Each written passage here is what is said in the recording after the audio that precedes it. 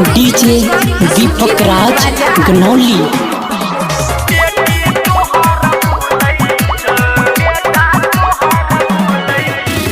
हमरा तू छोड़ के गेलही गे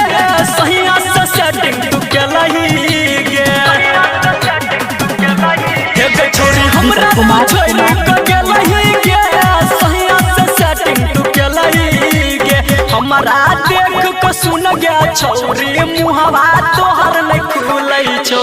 अच्छी आई हम कुमार साल भर के बेटी तोहर भूलै छौ अच्छी आई हम कुमार साल भर के धिया पुता तोहर भूलै छौ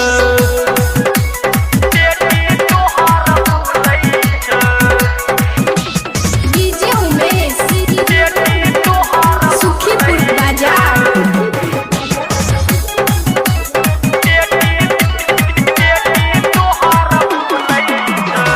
सब कुछ भूलै नहीं छपला वही बीतल बात के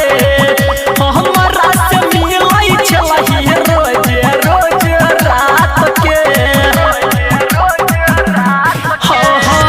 सब कुछ भूलै नहीं छपला वही बीतल बात के हमरा से मिलै छलही रोज रोज रात के याद करै छौ दिल तोरा अभियो नहीं गे भूलै छौ छियै हम कुमार साल भर के बेटी तोहर भूलै छौ आ छियै हम कुमार साल भर के बेटा तोहर भूलै छौ। डीजे दीपक राज गनौली।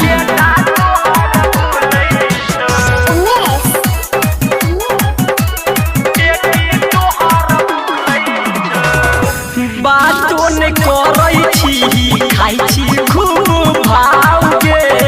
सूरज के मेहनत से सोइया दै छौ मुछ बताओ गे बातो ने करै छी खाइ छी खूब भाव गे संदीप के मेहनत से सोइया दै छौ मुछ बताओ गे तोरा देख के सुन गे छौरी अभी मनु के मन डोलै छौ अच्छी आई हम कुमार साल भर के बेटी तोहर भूलै छौ अच्छी आई हम कुमार साल भर के बेटा तोहर भूलै छौ हमरा तो छोड़ के गेलही गे